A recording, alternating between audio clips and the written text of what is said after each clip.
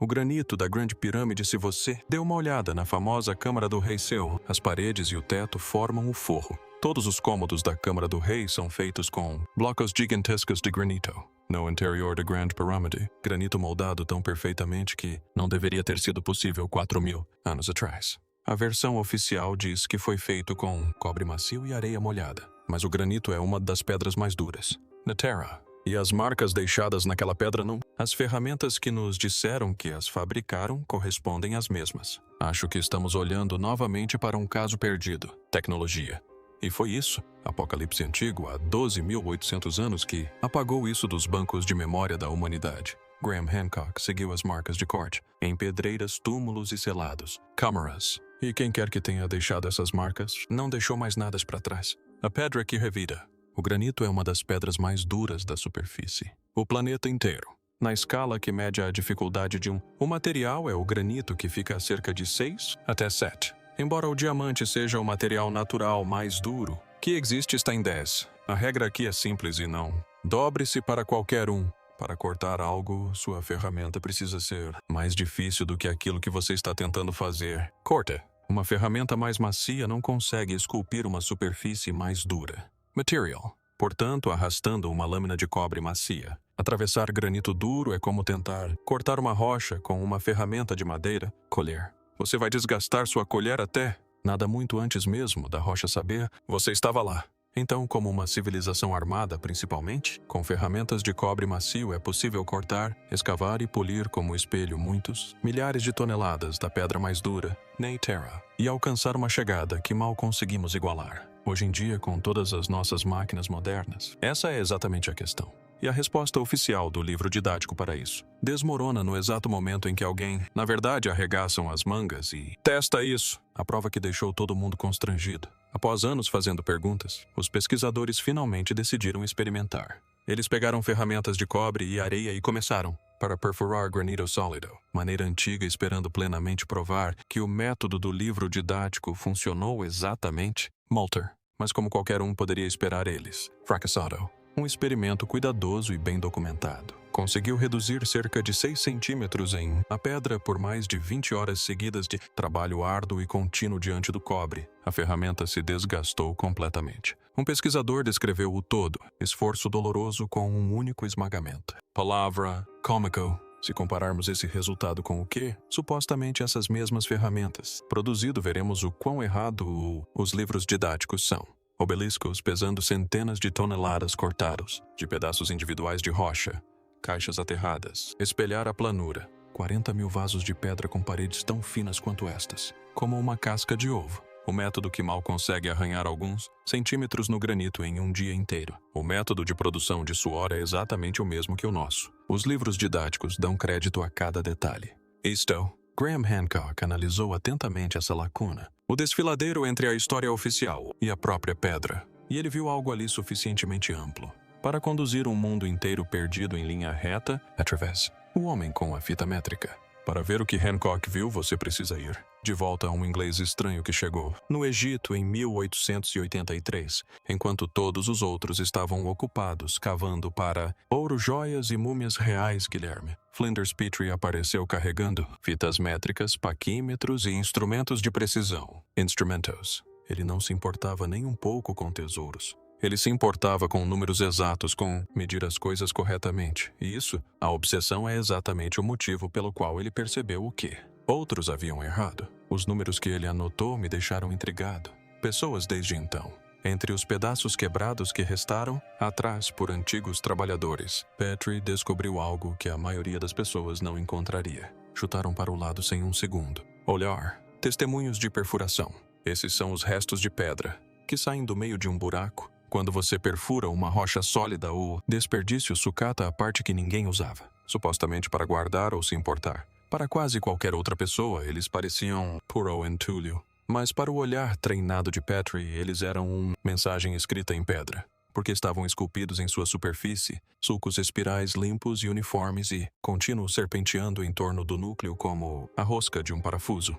E quando ele estudou a profundidade dessas, havia sulcos e a que distância uns dos outros, ele perceberam que a broca que os fazia estava mordendo granito sólido, chocantemente, impossivelmente rápido. Essa foi a primeira pista difícil, e apontava para algum lugar que não deveria. Foram possíveis. Em algum lugar que tenha perturbado a todos. Pessoa honesta que analisou isso. Tisda, mais rápido que uma furadeira moderna. Eis o que deixou Petrie perplexo e o que ainda impede os engenheiros hoje em dia, quando ele mediu o quanto a broca tinha avançado. Talhado na pedra com cada único vés, a taxa que ele encontrou foi mais rápida do que o que nossas modernas brocas com ponta de diamante gerenciam quando eles cortam granito hoje em dia.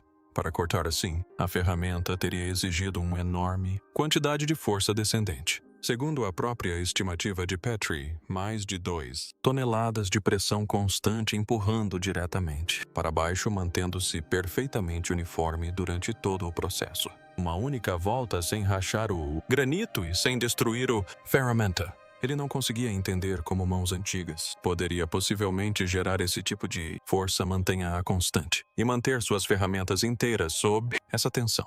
E há mais uma coisa sobre esses sulcos que silenciosamente excluem uma pessoa inteiramente. Quando um ser humano perfura manualmente, a pressão nunca é uniforme. Os braços cansam, a pegada escorrega pouco e o ângulo se altera. Assim as marcas deixadas para trás aparecem. Desigual e irregular, mais profundo aqui, ali é mais raso. Mas os sulcos de Petrie eram idênticos, desde o topo do corte até a parte de baixo.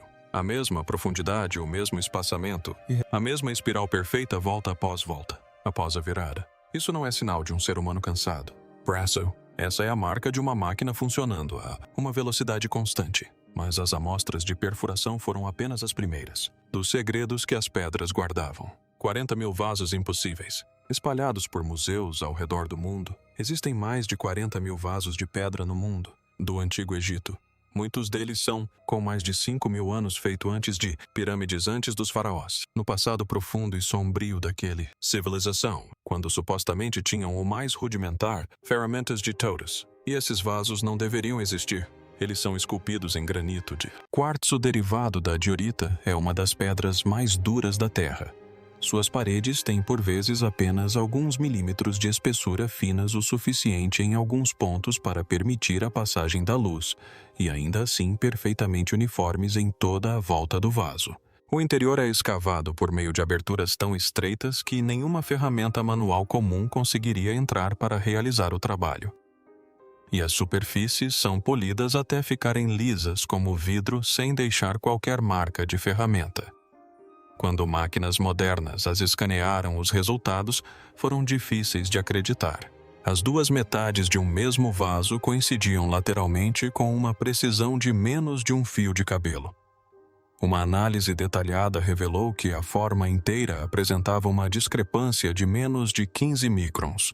Em outras palavras, isso é mais preciso do que a melhor cerâmica produzida atualmente em nossas fábricas, mesmo com todas as nossas máquinas. Uma artesã habilidosa passou 2 anos inteiros tentando recriar apenas um desses vasos usando somente as ferramentas que se supõe que os egípcios possuíam. Ela trabalhou nisso pacientemente da maneira correta. O resultado ficou grosseiro e torto, muito diferente do original. No fim, ela admitiu a pura verdade em voz alta: reproduzir essas imagens à mão é praticamente impossível. Portanto, se as ferramentas mais simples não conseguem fazê-las, então alguém ou algo com ferramentas muito melhores conseguiu. E um homem que constrói máquinas de precisão para ganhar a vida decidiu ir ao Egito para descobrir quem era o engenheiro mais experiente. Os arqueólogos estudam ossos antigos, cerâmica antiga e escrita antiga. São muito bons nisso, mas a maioria deles nunca construiu nada. Portanto, quando olham para uma superfície perfeitamente trabalhada, nem sempre sabem o que estão vendo. Christopher Dunn fez isso e passou mais de 50 anos construindo peças de precisão para motores a jato. O tipo de trabalho em que um erro por uma fração de segundo significa que a peça falha e pessoas morrem. Ele começou como um jovem aprendiz de torneiro mecânico em Manchester, Inglaterra, e galgou posições até chegar a gerenciar a produção de ferramentas e o controle de qualidade de peças que voam pelo céu a centenas de quilômetros por hora. Ele passou a vida inteira rodeado por lasers retificadoras e instrumentos de medição. Ele sabe melhor do que quase qualquer pessoa viva exatamente o que é preciso para moldar um material duro em uma forma perfeita e exata. E quando Dunn chegou ao Egito, Ele viu coisas que os arqueólogos haviam ignorado por um século. Ele viajou para lá 9 vezes ao longo de 30 anos e não foi como turista. Levava consigo instrumentos de medição precisos, réguas de precisão e o olhar treinado de um homem que passou a vida inteira avaliando superfícies de máquinas profissionalmente. Ele desceu até o interior das gigantescas caixas de granito nos túneis escuros sob sacara caixas que pesavam tanto quanto uma pequena casa e pressionou suas ferramentas contra as paredes internas para fazer medições precisas. O que ele encontrou não fazia sentido para o mundo antigo. As superfícies internas eram planas com uma tolerância de 0,02 polegadas. Essa é uma planicidade que oficinas modernas com ferramentas modernas ainda hoje têm dificuldade em alcançar no granito. Os cantos eram perfeitamente retos. As paredes opostas eram perfeitamente paralelas entre si. Não se tratava do trabalho cuidadoso e amoroso de um artesão com um cinzel. Para um homem como Dan, era claramente obra de máquinas e engenharia. Mais tarde ele disse que a precisão do trabalho no Egito supera o que exigiríamos de nossos próprios construtores hoje, e ele quis dizer isso como uma constatação, não como um elogio. O que todos os engenheiros viram. Dan não estava sozinho, e é isso que torna sua história difícil de descartar. Quando outros engenheiros e mecânicos começaram a visitar o Egito pessoalmente, retornavam repetidamente com o mesmo relato preocupante. Eles viram marcas em blocos de granito que formavam linhas retas e uniformes ao longo da pedra, da mesma forma que uma lâmina elétrica corta madeira, e não como um cinzel manual lasca e desliza. Viram furos com paredes lisas e vítreas e larguras idênticas de cima a baixo, a suavidade constante e uniforme que só uma máquina consegue proporcionar. Eles mediram estátuas gigantes em Luxor e descobriram que os lados esquerdo e direito dos rostos eram imagens espelhadas quase perfeitas um do outro, um tipo de simetria quase impossível de alcançar apenas com o olhar e as mãos. E fácil de alcançar se você estiver trabalhando com medições precisas e ferramentas controladas. Esses não eram sonhadores, não eram místicos caçadores de tesouros ou pessoas tentando vender um livro. Eram profissionais que trabalhavam moldando metal duro para ganhar a vida. De pé diante da pedra dura, reconheceram com um arrepio as marcas de seu próprio ofício que os encaravam de volta vindas de 4.000 anos atrás. E todos chegaram à mesma conclusão, e nenhum deles ficou satisfeito. Os cinzéis de cobre, os pilões de pedra, a areia molhada. Nada disso era suficiente. A precisão era excessiva. O trabalho era muito consistente em milhares de objetos. A escala era simplesmente vasta demais. Algo mais causou isso. Alguma ferramenta, algum método, alguma tecnologia que ou esquecemos completamente, ou cuja existência sequer imaginávamos.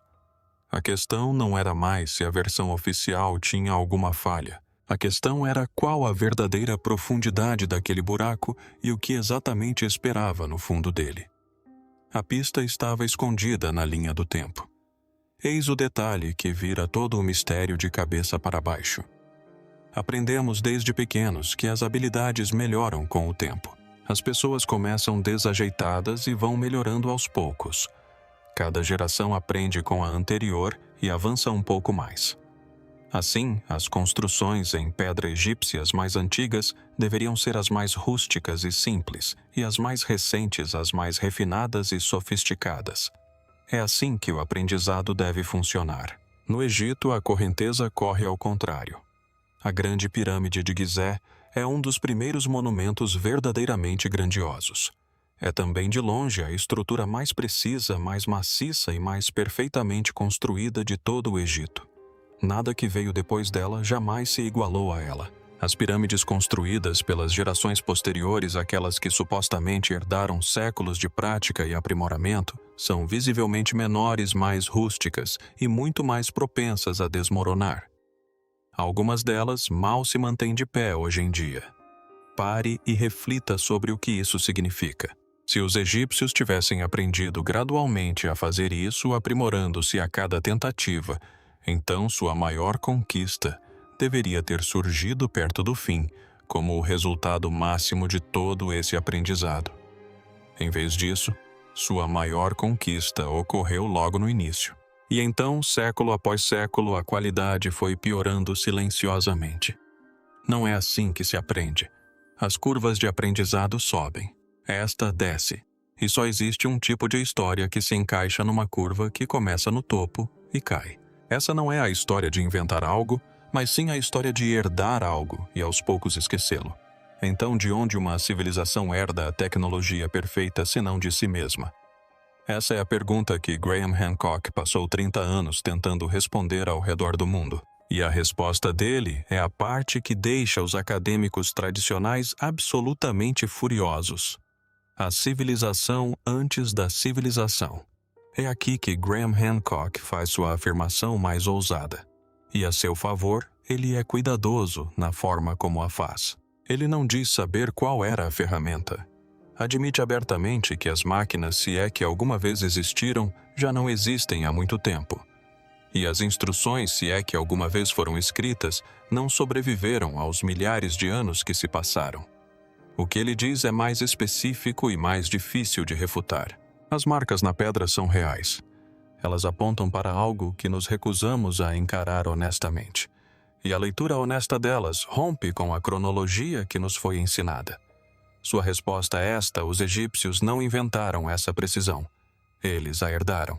Hancock argumenta que muito antes dos faraós, muito antes do início da história escrita, já existia uma civilização avançada que sabia trabalhar a pedra dessa maneira, e que por volta de 12.000 anos atrás, no final da última era glacial, essa civilização foi destruída. Há evidências concretas nas rochas de enormes inundações causadas pelo derretimento das grandes camadas de gelo.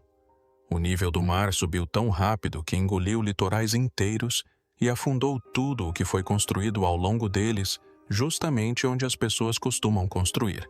Ele acredita que os sobreviventes se espalharam pelo mundo.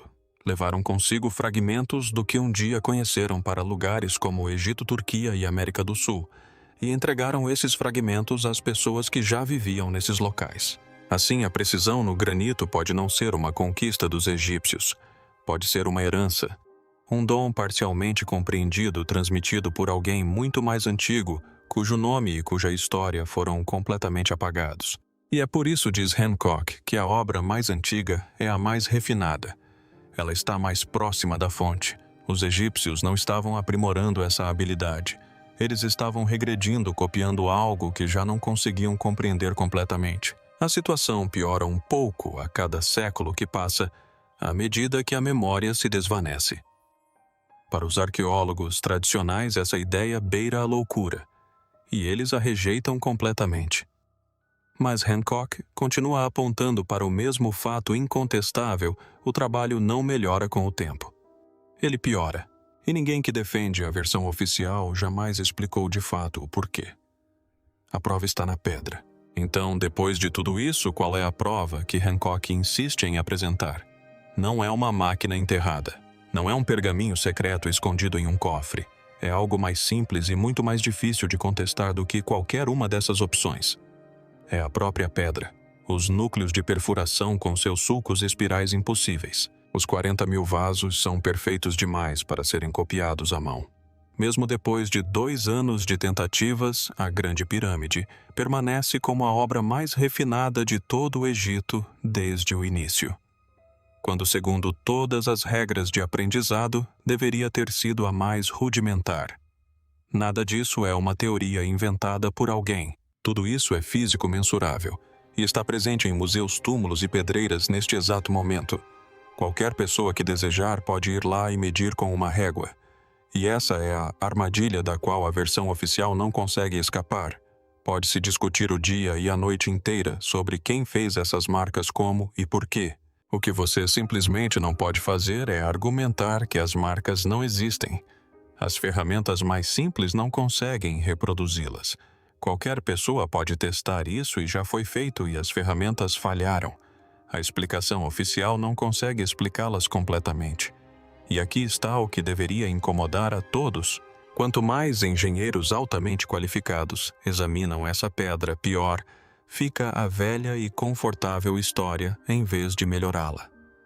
Talvez a resposta seja que os egípcios eram simplesmente muito mais avançados do que jamais lhes demos crédito, com métodos que perdemos completamente. Ou talvez Hancock esteja certo, e eles eram os herdeiros de um mundo desaparecido. Um mundo que foi varrido da face da terra pela água e pelo gelo, e depois apagado da nossa memória pelo tempo. De qualquer forma, uma coisa agora é muito difícil de negar.